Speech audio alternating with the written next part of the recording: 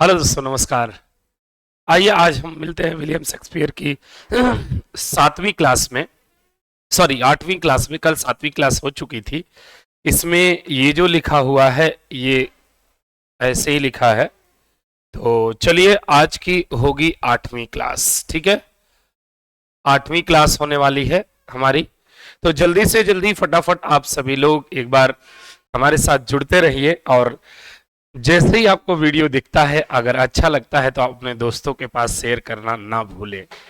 तो चलिए दोस्त, ऐसे कंडीशन में हम सभी लोग क्या कर रहे हैं, क्या समझ रहे हैं, क्या पढ़ने वाले हैं आज हम लोग पढ़ने वाले हैं किसके बारे में मेरे दोस्त? आज पढ़ने वाले हैं हम लोग द मर्चेंट ऑफ वेनिस के बारे में। किसके बारे में? द मर्चेंट ऑफ वेनिस के बारे में हम लोग पढ़ने वाले हैं। क्या? Antonio, a well-known merchant of Venice, is walking along a street. He is sad. His friends Salarino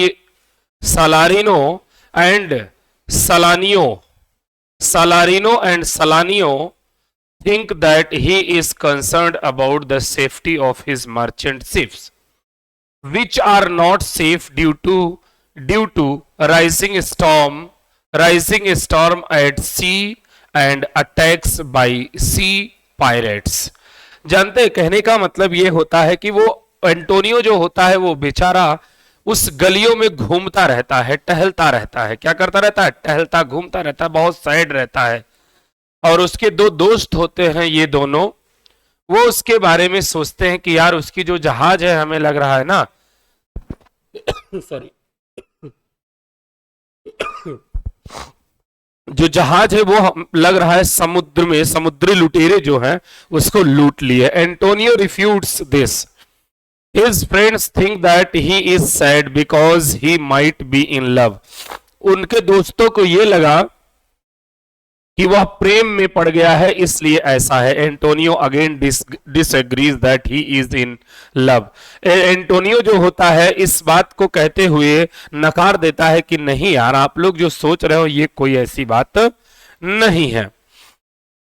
उसके बाद क्या करते हैं? Finally Salarino points out that Antonio sadness must be due to his gloomy personality.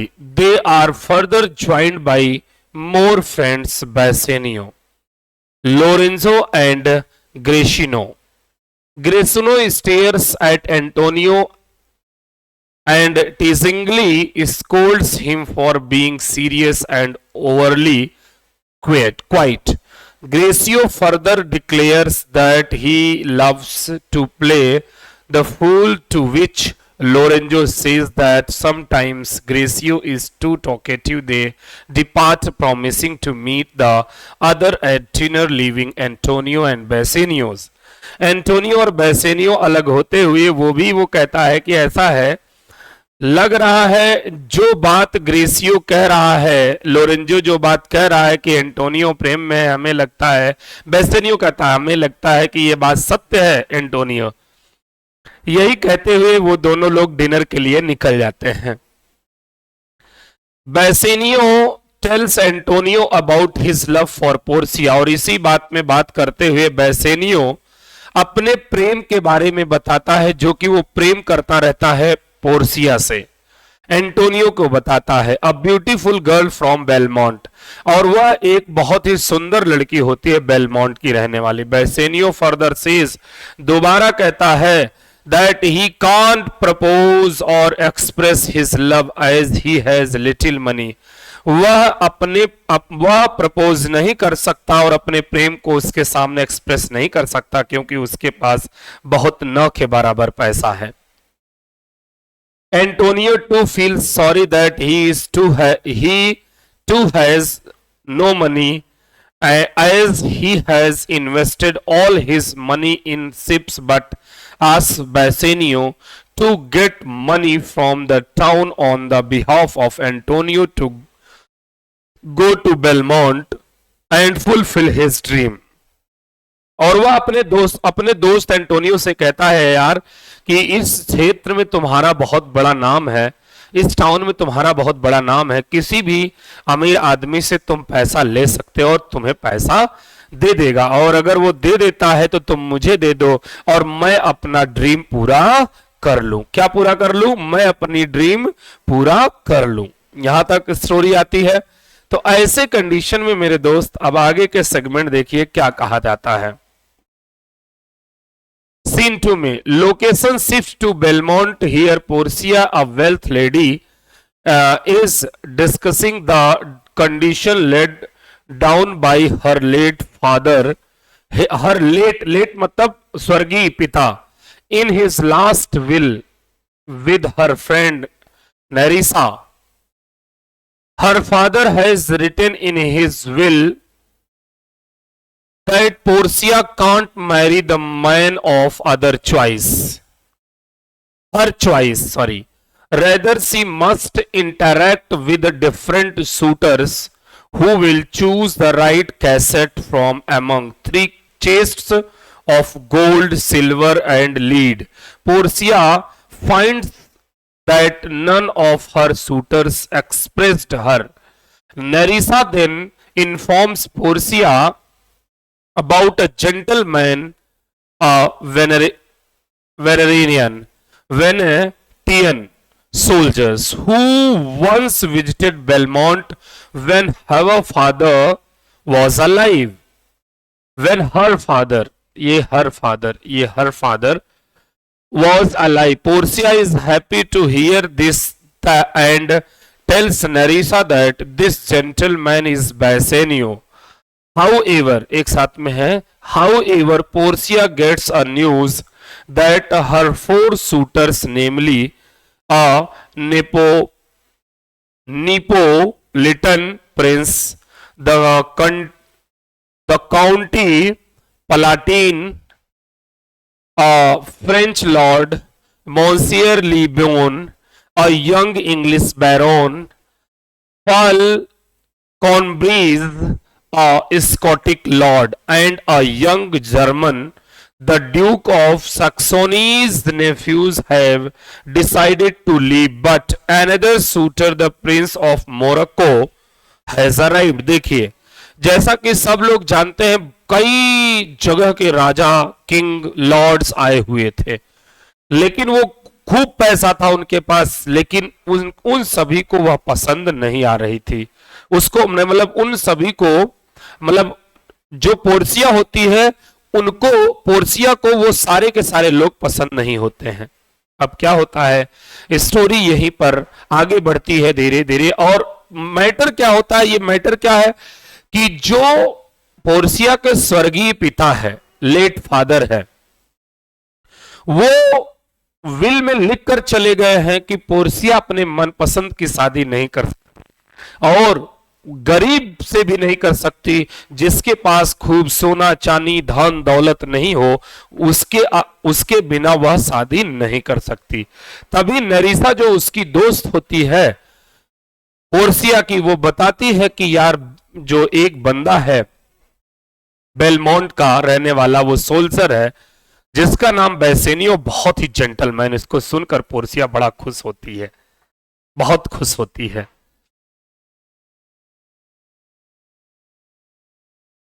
उसके बाद Bassanio goes to meet Shylock, a Jewish money lender, seeking a loan of 3,000 ducats, and Antonio will be a guarantee to repay the loan of 3,000 ducats. Shylock is doubtful about giving money to Bassanio, as he is aware that Antonio has invested all his money in his merchant ships, and his ships are out in the sea. Bassanio insists him again, and finally, keeping in mind Antonio's reputation, Shylock relents to give Bassanio the loan. Bassanio requests Shylock to join them for dinner, where they will discuss the formalities of the loan. Shylock, however, denies to join them at dinner, starting that as he is a Jew, he will only do business with the Christians, but will not dine with them, as it is against his principle to dine with a Christian. Antonio enters the joint Bassanio and Shylock. Shylock shows his contempt for Antonio because he is a Christian, and the more he hates Antonio because he lends money to people without taking interest. He blames Antonio for publicity, tarnishing his image, for telling people that Shylock charges excessive interests in his money lending business. Lastly, Shylock agrees to lend Bassanio the 3,000 ducats for the period of 3 months, and Antonio will sign a bond as a security. क्या होता है, Psylocke वहां का बहुत बड़ा money lender होता है, उससे वह लोन लेने के लिए जाता है बेसेनियो, और बेसेनियो जो होता है वो ज्यू होता है और जो साइलॉक होता है वह एक क्रिश्चियन होता है। इसी पे बेसेनियो साइलॉक को इनवाइट करता है डिनर पर कि चलो आओ डिनर करते हैं और वहीं पे सारी फॉर्मेलिटीज पूरी कर लेंगे, लेकिन साइलॉक जो होता है वो मना कर देता है। क्या मना कर देता है, वो ये मना कर देता है कि भाई साहब आप ज्यू हो और मैं क्रिश्चियन हूं, मैं सिर्फ और सिर्फ क्रिश्चियन के साथ बिजनेस करता हूं और डिनर करता हूं, उनके अलावा हमारे क्रिश्चियन कम्युनिटी के विरुद्ध है, हम आपके साथ ना तो डिनर कर सकते हैं ना तो आपके साथ कोई बिजनेस या तो आपको लोन दे सकते हैं। इसी बात पे वह बेसेनियो वहां से एंटोनियो के पास जाता है और यह कहता है कि यार साइलॉक ऐसे ऐसे कह रहा है, अगर आप चलकर हम उससे आप कह देते हैं तो वह आप क्रिश्चियन है वो भी क्रिश्चियन है तो वह हमें लोन दे देगा। इसी बात पे दोनों लोग डिनर करने के लिए जाते हैं और वहां पर जो है कि वो एंटोनियो को जब देखता है तो खुश हो जाता है और कहता है कि ठीक है एंटोनियो, मैं तो तुम्हें दे दूंगा। क्या दे दूंगा? पैसा। मैं तुमसे एक भी रुपया इंटरेस्ट नहीं लूंगा। और वह साइलॉक जो होता है वह एंटोनियो से चिढ़ा हुआ बैठा होता है बहुत भयंकर तरीके से। क्यों? क्योंकि वो जो क्षेत्र के लोग होते हैं वह लोगों को पैसा दे देता था, वो लोन दे देता था बिना किसी इंटरेस्ट के। जब वह बिना किसी इंटरेस्ट के लोन दे देता था तो ऐसे कंडीशन में साइलॉक की बहुत बड़ी नेगेटिविटी जा रही थी, उसका पैसा उसके पास तक नहीं पहुंच पा रहा था, वह कमाई नहीं कर पा रहा था, वह बिजनेस नहीं चल पा रहा था उसको। क्यों? क्योंकि जितने भी लोग होते थे वो सब एंटोनियो के पास पैसा लेने चले जाते थे क्योंकि वह बिना इंटरेस्ट के दे देता था। और इसी बात पे साइलॉक बहुत ज्यादा गुस्सा था और साइलॉक कहता है एंटोनियो से कि एंटोनियो कोई बात नहीं, अगर तुम 3 महीने के अंदर पैसे को नहीं रिटर्न कर पाते हो तो मैं तुमसे ब्याज नहीं लूंगा, लेकिन तुम्हारे शरीर से, तुम्हारे बॉडी से किसी भी पार्ट से 1 पाउंड मांस मुझे चाहिए। और जैसे साइलॉक इस बात को, इस शर्त को सामने रखता है, बेसेनियो तुरंत खड़ा हो जाए। ना ना ना ना ना ना ना ना एंटोनियो, तुम साइन मत करो भाई, हम इतना खतरनाक रिस्क नहीं ले सकते, क्या पता ना लौटा पाए तो हम नहीं कर सकते भाई। लेकिन एंटोनियो वहां बैठे बैठे साइन कर देता है और वो सोचता है कि यार 3 महीने से पहले पहले मेरी सारी की सारी जहाजें वापस आ जाएंगी और हम क्या कर देंगे, इसका जितना भी पैसा है सब वापस कर देंगे। ठीक है एंटोनियो, तुम अपनी बात पे टिके रहना। वो भी कहता है आप भी टिके रहना। Shylock tells them that he is more interested in making friends with Antonio, therefore he will not charge any interest for the loan. But he clearly traps Bassanio and Antonio in signing a bond as a merry sport. He inserts a clause in the bond that Antonio is unable to repay the loan within stipulated time. Shylock will have the right to cut a pound of flesh from any part of Antonio's body. Bassanio, on hearing his, step Antonio from signing such a contract. But Antonio tells that his ships will return from abroad well in time before the 3 months deadline. Finally Antonio sign the contract, और sign कर देता है, contract पर sign कर देता है Antonio. तो ऐसे कंडीशन पे क्या होता है, 3 महीने बीत जाते हैं और उसकी जहाजें नहीं आ पाती हैं। अब एंटोनियो को ऐसा लगता है जैसे कि उसकी सारी की सारी जहाजें तूफान में, समुद्र के तूफान में डूब गई और सब का सब बर्बाद हो गया, एंटोनियो बर्बाद हो गया। अब एंटोनियो के पास 1 रुपया नहीं था कि वह उसके पैसे को, उसके लोन को अदा कर सके। अब वो तुरंत जो है कि ड्यूक के पास जाता है, कोर्ट में ये बात पहुंच जाती है, और जब कोर्ट में ये बात पहुंच जाती है तो धीरे से, तब जैसे ये बात कोर्ट में पहुंचती है, सारा डिस्कशन होता है, तभी उसी बीच, उसी दौरान बैसेनियों को ये बात पता चल जाती है, क्योंकि वो तो चला गया था वहां पोर्सिया के पास में, उसको ये सारी की सारी कहानी पता नहीं थी, उसको लगा कि सब, लेकिन अचानक में उसको पता चलता है कि यार एंटोनियो के साथ ऐसा हो रहा है। एंटोनियो तो तुरंत जो होता है वो सारी की सारी कहानी अपनी पोर्सिया को बताता है। बैसेनियो अपनी पूरी कहानी अपने दोस्त के बारे में और अपने बारे में सारी कहानी बताता है कि हम लोग कैसे लोन लिए थे, किस तरीके से लोन लिए थे, और एट लास्ट यहां पे क्या कैसा चल रहा है। अब क्या होता है कि एंटोनियो,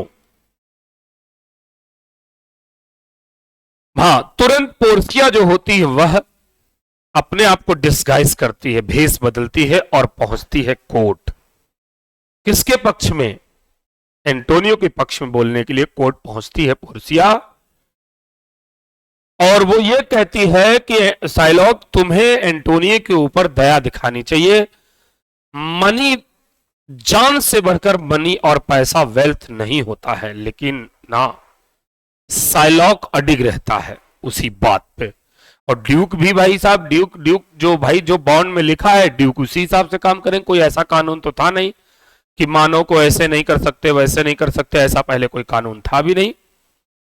उस वक्त वो क्या करता है, वो क्या करती है पोर्सिया, वो ये कहती ठीक है, बॉन्ड में तो ये लिखा है कि a pound of flesh from Antonio's body you can take, no problem, but a drop of blood should not remove from her body.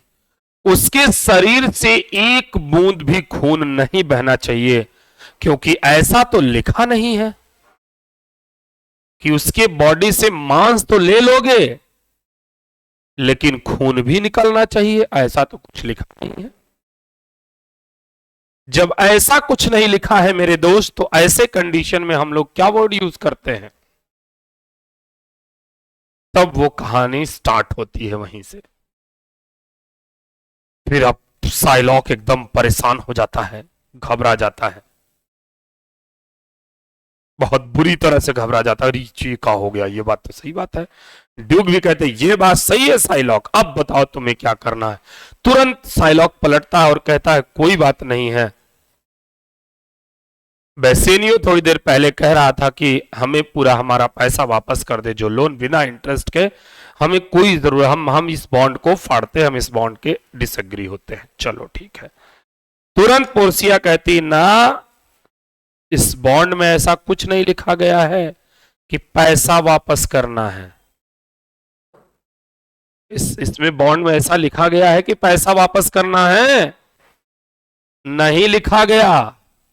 और जब नहीं लिखा गया तो ये बात आप समझ लीजिए कि आपको पैसा भी ना मिलने वाला है। बात समझ पा रहे हैं कि नहीं पा रहे हैं? और इसी के साथ में साइलॉक वहां से चला जाता है और सब लोग अपना, ट्रेजिक एंड कॉमेडी इसमें हैप्पी एंडिंग है एक तरह से कह लीजिए, निगेटिव एंडिंग नहीं है। तो जिसमें निगेटिव एंडिंग होती है, ट्रेजिक, उसे ट्रेजिक बोलते हैं। सैड एंडिंग होती है जिसे हीरो मर जाए, हीरोइन मर जाए, जो मेन कैरेक्टर होता है वो मर जाए, तो उसे हम ट्रेजिक बोलते हैं। तो चलिए मेरे दोस्त, आज आइए हम लोग बात कर लेते हैं। दोस्त, हम लोग कहां पे पढ़ना था? अभी लाइट चली गई थी, बोर्ड बंद हो गया था।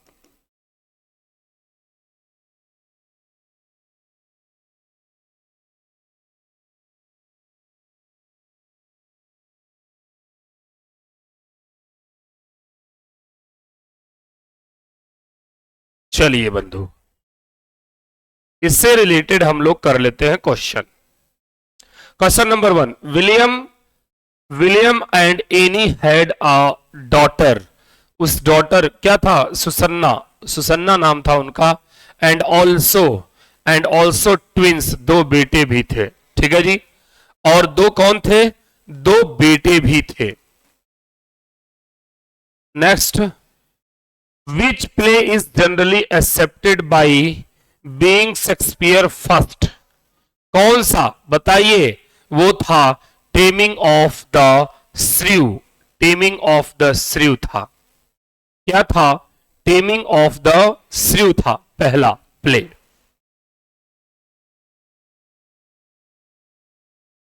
Where was William Shakespeare buried. कहां पे विलियम शेक्सपियर को बरीड किया गया बताइए?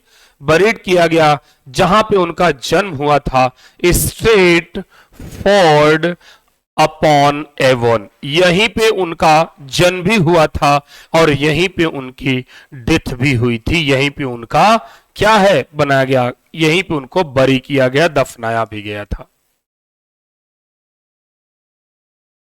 In which play would you find the following quote? What angel makes me from my flowery bed? From my flowery bed.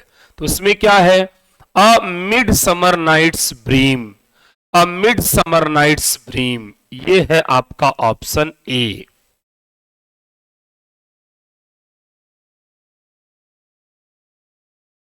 Next, which play would you find the following quote? The quality of mercy is not strained. It dropped at the gentle rain from heaven upon the place beneath. कहा था? किसमें? Merchant of Venice, जो कि कविता है mercy. इसको sonnet के रूप में लिखे हैं इन्होंने। मर्सी जो कि यूपी बोर्ड में 12th में 100% आता है। क्या आता है मेरे दोस्त? 12th में रहता है। Is that clear? Merchant of Venice, जिसके बारे में अभी हम लोग पढ़े कहानी। अगला, in which play would you find the following quote? Rest rest rest rest rest rest perturb spirit. Perturbed spirit, उसमें क्या है मेरे दोस्त? वह है आपका हैमलेट थी। परटर्ब्ड, हैमलेट में आप देखते हैं ना, परटर्ब्ड स्पिरिट का मतलब भूत। किसका? हैमलेट के पिता का घोस्ट। अभी पिछली क्लास में तो हम लोग पढ़े थे, बोलो हाँ कि ना? तो उसमें क्या होता है मेरे दोस्त कि वो घोस्ट जो होता, क्लॉडियस जो कि हैमलेट का चाचा होता है, गर्ट्रड जो उसकी मां होती है, वो दोनों लोग आपस में शादी कर लेते हैं। जब वह